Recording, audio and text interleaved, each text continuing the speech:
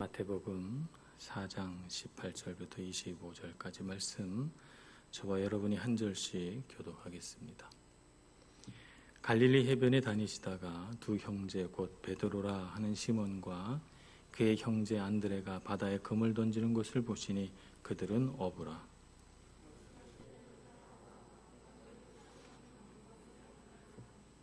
그들이 곧 그물을 버려두고 예수를 따르니라.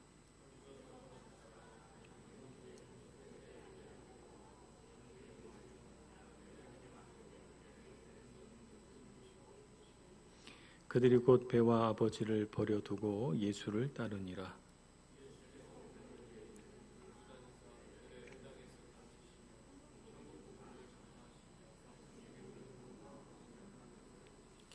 그의 소문이 온 수리아에 퍼진지라. 사람들이 모든 앓는 자, 곧 각종 병에 걸려서 고통당하는 자, 귀신 들린 자, 간질하는 자, 중풍병자들을 데려오니 그들을 고치시더라.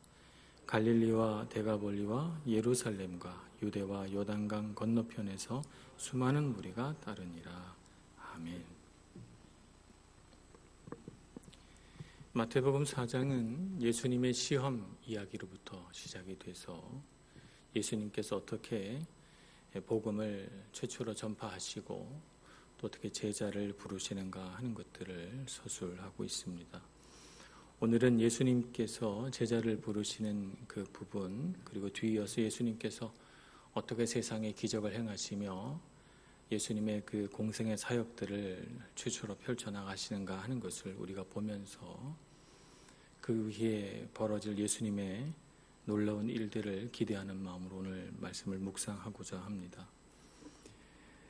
예수님께서 제자들을 부르시죠. 여기서는 이제 두 번의 부르심이 소개되어 있습니다. 두 번의 부르심을 통해서 4명의 제자들을 예수님께서 제자로 삼으십니다.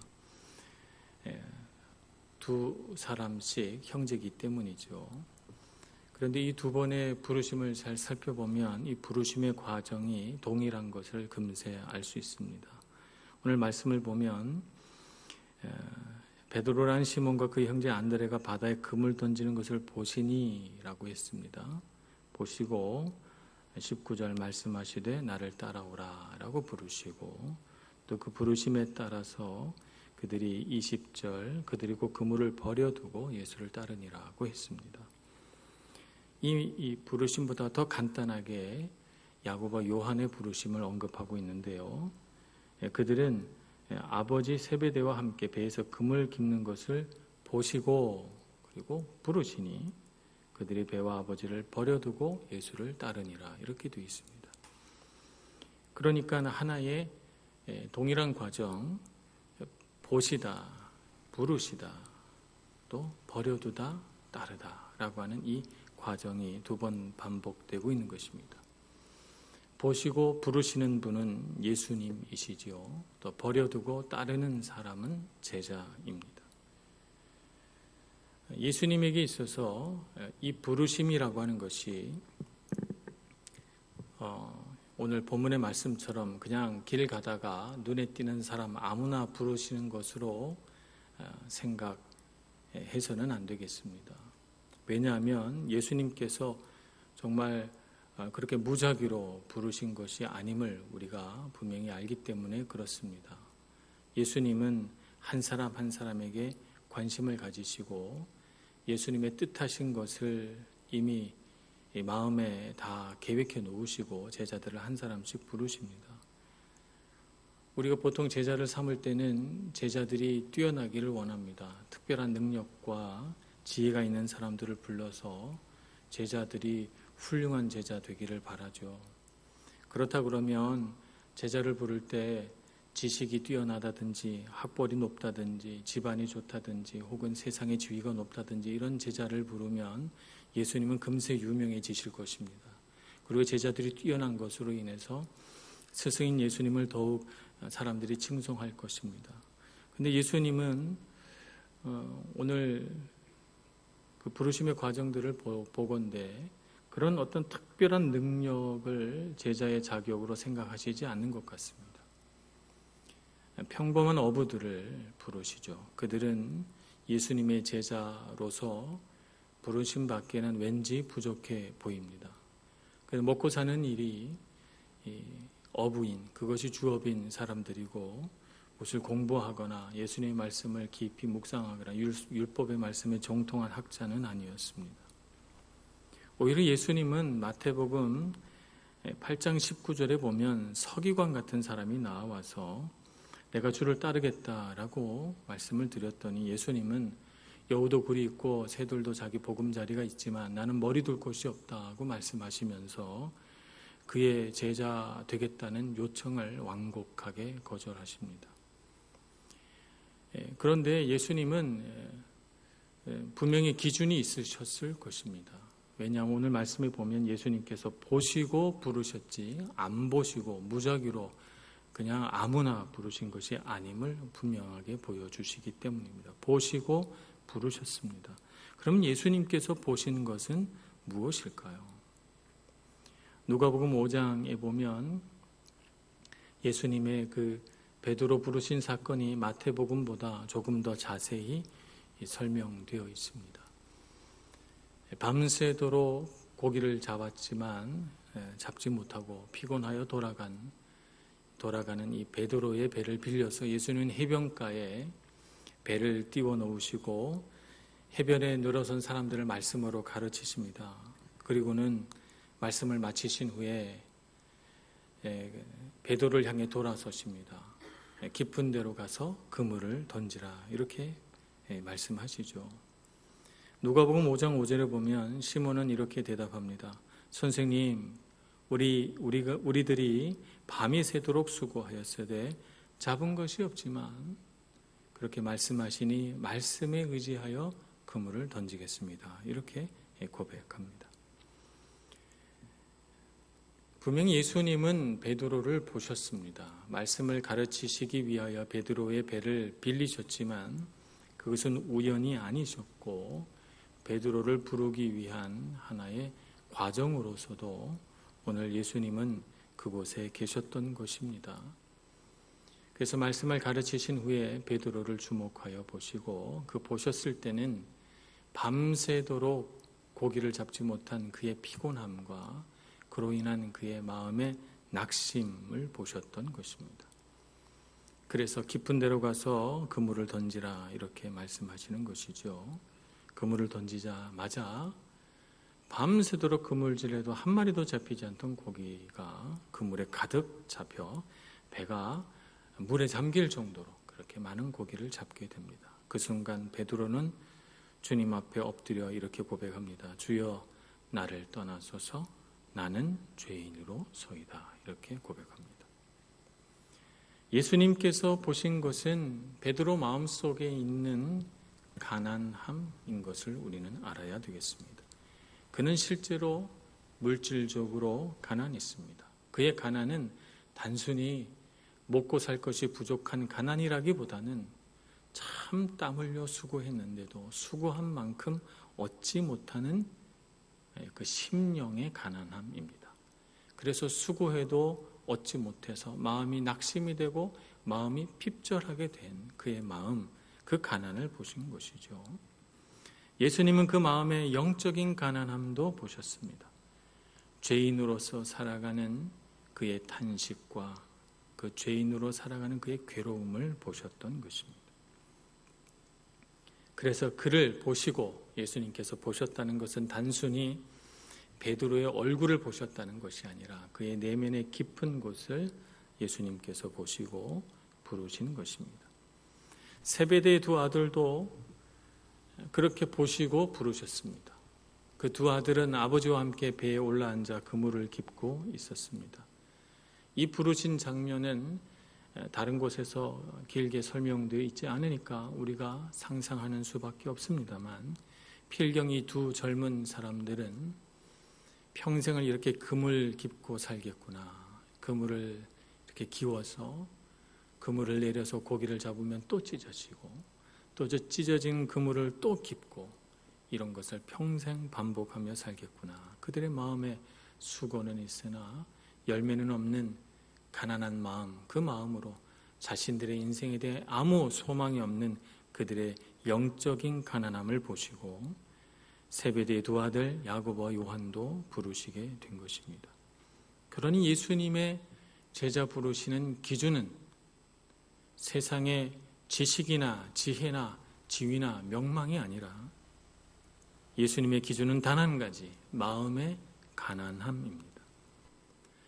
그래서 4장에 이어서 등장하는 마태복음 5장, 예수님의 산상수훈이라고 일컬어지는 이 5장을 여는 팔복은 이렇게 시작합니다. 심령이 가난한 자는 복이 있나니 천국이 그들의 것이며. 심령의 가난함이 예수님의 제자 선택의 기준인 것입니다. 우리는 어떻게 주님 앞에 부르심을 받았습니까? 저는 개인적으로 제 인생에서 가장 마음이 가난할 때 주님을 만났습니다. 내 인생에 아무 소망이 없다고 생각돼서 탄식하고 가슴을 치고, 그래서 하나님 왜 내 인생은 이것밖에 안 되느냐고 주님 앞에 부르짖을 때 주님께서 저를 만나주시고 저를 부르셔서 하나님의 사람 되게 하셨죠. 여러분은 어떻게 주님을 만나셨습니까? 여러분의 삶 가운데 부요하고 아무것도 부족함이 없어서 도무지 마음속에 가난함이 없을 때 그때 주님을 만났습니까? 아니면 가난하고 핍절해서 쓰러지고 낙심돼서 누가 나를 위로해 주지 않나, 누가 나를 도와주지 않나 생각하면서 주님 앞에 나왔을 때 그때 부르심을 받았습니까? 마음이 교만하고 부요하여 아무것도 부족함이 없다고 생각하는 제사장이나 바리새인들이나 서기관을 예수님의 제자로 부르시지 않고 오늘 예수님은 목마른 마음을 가진 자, 갈급한 심령으로 주를 찾는 자, 그래서 예수님이 부르시기만 하면 그 부르심에 기꺼이 응답하는 자를 부르시는 것입니다. 그러니 우리가 이 세상을 살면서 우리 마음속에 평생 간직해야 할 가장 가치롭고 고귀한 마음은 가난한 마음입니다. 우리가 정말 평생 잃어버리지 말고 살아야 할 마음이죠. 생각해 보면 우리가 무언가 얻었다고 생각할 때 우리는 쉽게 시험에 들고, 우리가 어떤 자리에 올랐다고 생각할 때 우리는 실수하며, 우리의 마음이 부요할 때 우리는 다른 사람에게 상처 주기 쉽습니다. 우리가 마음이 가난하고 주님 찾을 때 우리는 겸손해지며 능력이 있어지며 주를 의지하게 되고 주님의 그 놀라우신 은혜와 능력들을 경험하게 되는 것입니다. 제자의 길을 걸어가면서 어떻게 하면 참된 제자가 될까? 이 제자의 자격 요건은 가난하고 갈급한 심령입니다. 목마른 사슴이 신의 물을 찾아 헤매듯이 주님께서 내게 시원한 생명수를 주시기를 간구하면서 늘 주님의 말씀을 찾아 헤매는 저희들 될 수 있기를 소원합니다. 주님께서 우리 곁에 계실 때 가장 기쁘고 주님을 만날 때 우리의 마음이 가장 충만하며 세상 무엇보다도 주님과 함께 있는 것을 가장 기뻐하는 저와 여러분 참된 제자가 되기를 소원합니다. 제자들은 어떻게 예수님의 부르심에 반응했습니까? 주님께서 부르셨을 때 제자들은 뒤따랐습니다. 근데 따르기 전에 그들이 한 첫 번째 행동이 있습니다. 그것은 버려두는 것입니다. 베드로는 그물을 버려두고 야고보와 요한은 배와 아버지를 버려두고 예수님을 쫓습니다. 그물과 배는 그들의 생계수단을 의미하고 아버지는 그들이 속한 가족을 의미합니다. 그런데 이들은 자신의 생계수단과 가족을 버리고 예수님을 쫓습니다. 예수님께서는 마태복음 10장 37절에서 이렇게 말씀하신 적이 있습니다. 아버지나 어머니를 나보다 더 사랑하는 자는 내게 합당치 아니하고 아들이나 딸을 나보다 더 사랑하는 자도 내게 합당치 아니하며 라고 말씀하십니다. 누가복음 14장 6절에 26절에서도 말씀하십니다. 무릇 내게 오는 자가 자기 부모와 처자와 형제와 자매와 더욱이 자기 목숨까지 미워하지 아니하면 능히 내 제자가 되지 못하고 라고 말씀하고 있습니다. 우리가 이 말씀을 읽을 때 마음에 굉장한 부담이 옵니다. 가족을 버리라는 것인가? 가족을 떠나 몰인정한 사람이 되라는 것인가? 그렇지 않습니다.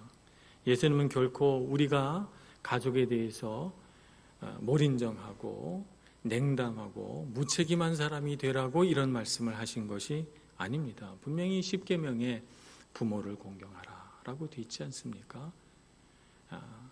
남편과 아내가 서로 사랑해서 한 몸이 되라고 말씀하셨습니다. 하나님께서 정말 원하시는 것은, 예수님이 정말 이 말씀을 통해서 우리에게 가르치시고자 하는 것은 우리가 가족을 함부로 대하고 그들을 멀리하고 떠나라는 뜻이 아니고, 가족을 향한 사랑, 또 그 가족과 함께 하고자 하는 우리의 마음을 하나님께 드리기를 원한다는 것이에요. 예수님을 향한 사랑, 그의 부르심에 대한 순종이 다른 어떤 것보다 먼저 되기를 소망하시는 예수님의 마음이, 아버지와 어머니를 나보다 더 사랑하는 자는 내게 합당치 아니하다, 아들과 딸을 나보다 더 사랑하는 자도 내게 합당치 아니하다 라고 하는 말씀으로 표현된 것입니다. 삶의 우선순위에 있어서 예수님을 뒤따르고 예수님을 소중하게 생각하고 예수님을 사랑하는 마음이 우리가 사랑하는 모든 대상, 우리의 모든 관계보다 더 위에 있어야 된다고 말씀하시는 것입니다. 가족은 하나님께서 우리에게 주신 선물입니다. 우리의 가정, 우리의 가족이 있기 때문에 사실은 이 악한 세상 속에서 많은 불의한 일들로 우리가 쉽게 상처받을 수 있는 이 세상에서 가족이 우리의 방파제가 되어주고 가족이 우리의 보호막이 되어줘서 우리의 상한 심령을 위로받고 우리의 갈급한 심령이 가족들의 사랑을 통해서 회복되는 것입니다. 하나님은 그렇게 우리가 보호받고 사랑받으라고 하나님이 주신 선물입니다. 그런 선물로 우리에게 가족을 주신 것입니다. 그런데 만약 우리가 이렇게 하나님께서 주신 선물을 하나님보다 더 사랑하게 된다면 그것은 하나님께서 주신 선물의 의도를, 선물의 의미를 우리가 잘못 해석하는 것입니다. 만약 우리가 하나님보다 조금이라도 사랑하는 것이 있다면, 하나님보다 조금이라도 더 높은 곳에 우리가 놓는 것이 있다면 그것이 사람이든 물질이든 그것은 다 우상입니다. 오늘날 자식을 참 귀하게 여겨서 자식에게 지나친 사랑을 쏟는 까닭에 자녀가 우상이 돼서 오히려 자녀가 잘 되는 것이 아니라 자녀에게 쏟은 사랑만큼 자녀들이 깊은 상처를 받는 것을 봅니다. 자녀들이 오히려 그 잘못된 사랑으로 인해서 병들고 아파하는 것을 보게 되는 것입니다. 우리가 어떻게 하면 우리 부모에게, 우리 자녀에게 합당한 사랑을 공급할 수 있을까? 그것은 삶의 우선순위를 바꾸지 않을 때 우리에게 찾아오는 것입니다. 하나님을 귀히 여기고 하나님을 최우선 순위에 놓고 하나님 사랑하는 마음을 자녀들에게 보여줄 때 자녀들이 사람을 의지하지 않고 하나님을 사랑하게 되고, 우리가 부모를 정말 사랑하지만 부모를 의지하는 마음보다 하나님을 의지할 때 우리의 부모는 우리를 떠나보내도 마음이 안심이 되고 우리가 정말 이 세상을 잘 살 수 있을 것 같은 마음에 마음 든든해 하시는 것입니다. 그러므로 아버지를 버려두고 떠났다는 것은 정말 아버지를 몰인정하게 무책임하게 버려뒀다는 뜻이 아니라 그들의 삶의 우선순위가 바뀌었다는 것을 의미합니다. 예수님의 부르심에 대하여 순종하는 것이 그들의 삶의 우선순위가 되었고 예수님을 뒤따르는 것이 그들의 삶의 가장 중요한 가치가 되었다는 것을 의미합니다. 참 제자로 주님 앞에 나아가기 위해서는 우리 삶의 이 부분을 분명히 해야 합니다. 그래서 우리의 삶 가운데 나는 하나님보다 내 가족이 중요한가? 내 가정이 중요한가? 아니면 하나님이 더 소중한가? 라고 하는 것을 끊임없이 점검해 보며 우리 부모보다, 우리 배우자보다, 우리 자녀들보다 하나님이 더 귀하다고 고백할 수 있는 우리가 되기를 소망합니다. 그렇게 될 때 우리 가정 안에 하나님의 질서가 바로 세워지고 그 온전하게 바로 세워진 질서 안에서 우리의 부모도 기쁘고 우리 자녀도 행복하고 우리 배우자들도 기뻐할 것임을 믿습니다. 두 번째 우리가 알아야 할 것은 그물과 배도 버려야 한다는 것입니다. 재정을 하나님 앞에 내려놓는 것, 이것은 제자로서 살아가는 데 있어서 매우 필수적인 과정이라고 할 것입니다. 돈이 일만하게 뿌리입니까? 아닙니다. 디모데전서 6장 10절에 따르면 돈을 사랑함이 일만하게 뿌리입니다. 돈이 나쁜 것이 아니고 돈을 사랑하는 우리의 마음이 문제인 것입니다. 하나님께서는 우리에게 물질을 주시고 물질을 소유하고 또 그것을 지키고 관리할 수 있는 권리를 주셨습니다. 10계명 중에 도둑질하지 말라는 계명이 있습니다. 하나님께서 우리의 소유권을 소중하게 생각하지 않으신다면 그런 계명을 뭐하러 넣었겠습니까? 하나님은 우리가 가지고 소유하고 저축하고 그리고 나누고 그것으로 인해서 우리가 이 땅을 행복하게 살아가기를 원하십니다. 마태복음 4장 8절에서 9절 말씀을 보면 우리가 물질을 소유하고 관리함에 있어서 무엇이 문제인가를 분명하게 깨닫게 해줍니다. 사탄의 시험은 이것입니다. 세상 물질과 번영과 그로 인한 영광에 마음을 빼앗기느냐 안 빼앗기느냐, 그것에 대한 유혹인 것입니다. 그래서 마태복음 4장 8절 말씀에 마귀는 이렇게 시험합니다. 그를 데리고 지극히 높은 산으로 가서 천하만국과 그 영광을 보여 이르되 만일 내게 엎드려 경배하면 이 모든 것을 내게 주리라. 우리 마음에 이 모든 것들을 소유하고자 하는 욕심, 그런 것들을 누리면서 사람들에게 칭찬과 명성을 얻기 원하는 그런 마음이 우리 마음에 있다면 아마 이 유혹에 금세 넘어갈 것입니다. 예수님은 어떻게 이 유혹과 시험을 이기셨습니까? 예수님께서는 이렇게 말씀하셨습니다. 사탄아 물러가라, 기록되었으되 주 너의 하나님께 경배하고 다만 그를 섬기라, 이렇게 물리치셨습니다. 모든 소유권은 하나님께 있고 이 소유권이라고 하는 것은 하나님께서 주신 신성한 권리라는 사실을 인정하고 모든 것의 주인 되신 하나님을 바라보고 경배하라고 가르치신 것입니다. 우리의 모든 소유권이 하나님으로부터 왔다는 사실을 알 때 우리는 능력이 있어집니다. 근데 우리에게 있어서 문제는 우리가 그런 모든 소유권이 하나님으로부터 왔다는 것을 알지만 우리 삶의 행동이 거기에 미치지 못하는 것이죠. 우리가 아는 것과 우리가 삶에서 직접 행동하는 것과 차이가 있다는 것입니다. 물질주의, 자본주의 세상 속에서 혹시 우리는 하나님을 경배해야 된다는 것은 머리로서 알고 실제 삶에서는 돈을 경배하고 있는 것은 아닌가, 우리 자신을 뒤돌아봅니다. 우리 마음 안에는 물질에 관해서 많은 유혹과 시험이 있습니다. 우리 안에 있는 소유욕, 내가 가진 것을 나누려고 할 때 나누는 것에 대한 두려움, 또 하나님 앞에 기쁘고 즐거운 마음으로 드리지 못하는 묶인 마음, 이런 것들이 우리 안에 많은 시험과 유혹이 됩니다. 가난한 과부의 집에 먹을 것이 다 떨어졌습니다. 하나밖에 없는 아들은 영양실조로 배는 퉁퉁 부어오르고 팔다리는 가늘어 정말 피골이 상접한 형상으로 누워 있습니다. 그에게 남은 것은 이제 한 움큼의 밀가루밖에 없습니다. 기름으로 이제 조금 남은 기름으로 그것을 반죽하여 먹고 이것을 이 세상에서 먹는 마지막 음식으로 먹고 죽자 이렇게 생각하고 음식을 만들려는 그 순간 한 선지자가 와서 배가 고프니 음식을 만들어 달라고 합니다.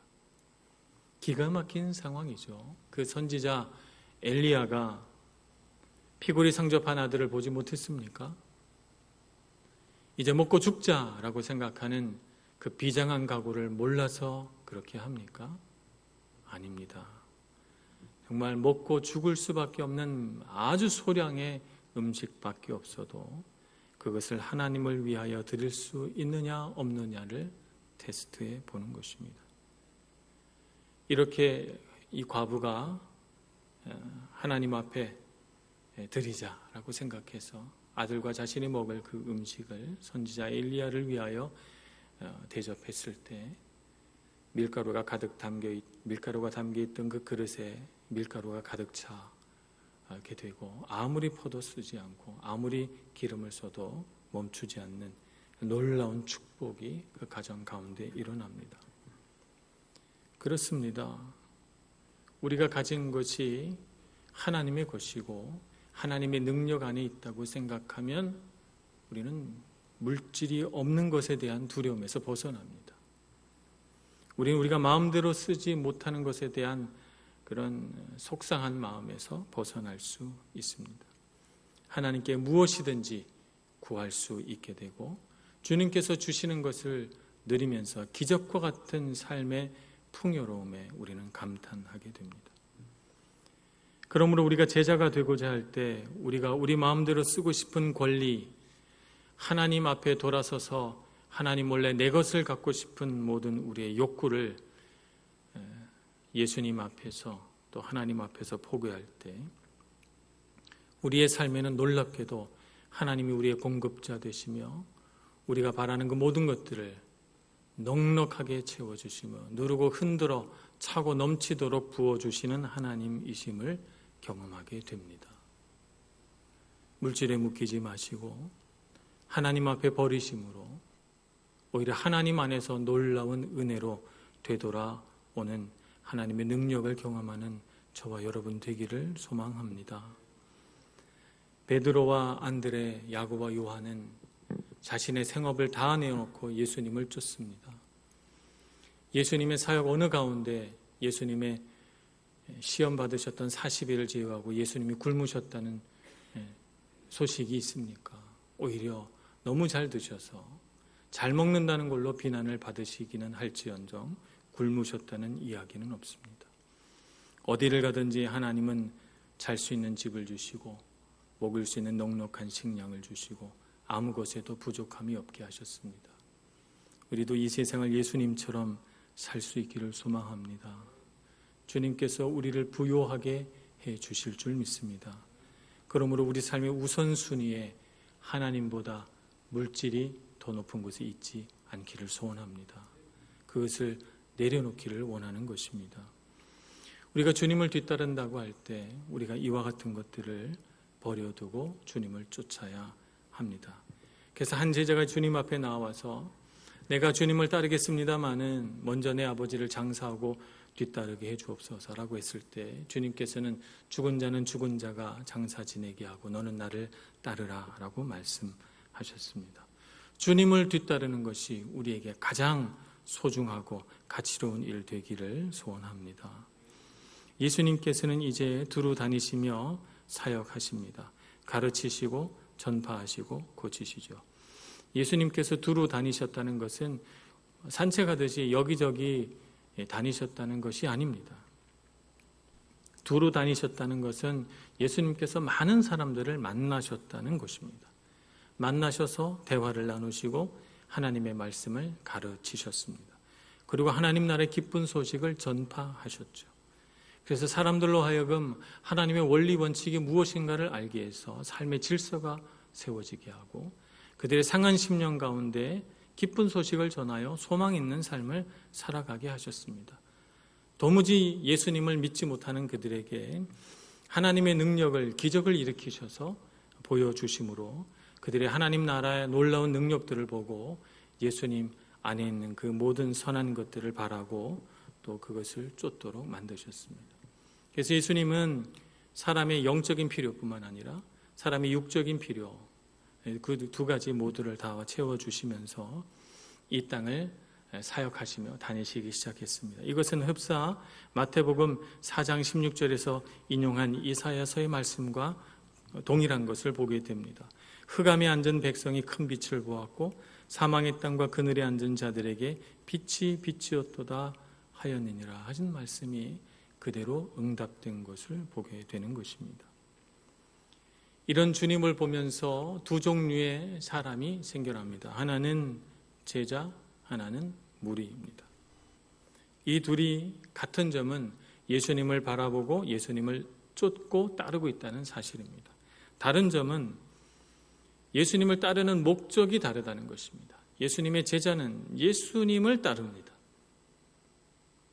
그러나 무리는 예수님을 따르기는 하지만 그들이 정말 목적으로 하는 것은 그들의 삶의 필요입니다. 병을 고쳐야 되겠다는 그들의 삶의 필요, 그들의 삶의 연약한 것을 회복시켜야 되겠다는 그들의 삶의 필요가 그들의 목적이지, 목적을 이루고 나면 그들은 예수님을 떠납니다. 그러나 제자들은 예수 그리스도가 그들의 목적 그 자체이기 때문에 예수님을 끝까지 따릅니다. 십자가에 이를 때까지 말입니다. 제자란 무엇입니까? 오늘 우리는 예수님의 참된 제자입니까? 제자는 예수 그리스도 안에서 기쁨을 발견한 자입니다. 그래서 갈급한 심령으로 주님을 찾고 또 찾는 사람이고 예수님을 뒤따르는 것보다 더 귀한 것이 없는 사람들입니다. 끊임없이 가난한 심령으로 주님 앞에 나아가고 이 세상에서 하나님을 소중하게 생각하고 예수님을 사랑하는 것보다 더 높은 곳에 있던 모든 것들을 그 아래로 내려오게 하는 사람, 버려두는 사람인 것입니다. 오늘 우리는 그런 제자로 세상을 살아가기를 소원합니다. 우리 안에 무너진 질서를 다시금 회복하고 참 제자로 다시 회복될 수 있도록 간절히 기도할 수 있는 오늘 이 저녁이 되기를 소망합니다. 기도하겠습니다. 자비로우신 주님, 예수님의 제자 되기를 소원합니다.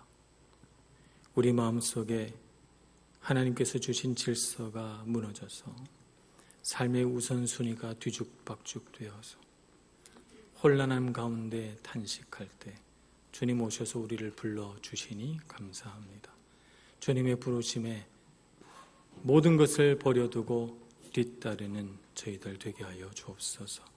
이 세상 무엇도 주님보다 더 귀하지 않게 해주시고 주님 사랑하는 마음, 하나님 경외하는 마음이 우리의 삶의 가장 높은 곳에 있게 하여 주옵소서. 예수님의 이름으로 기도합니다. 아멘.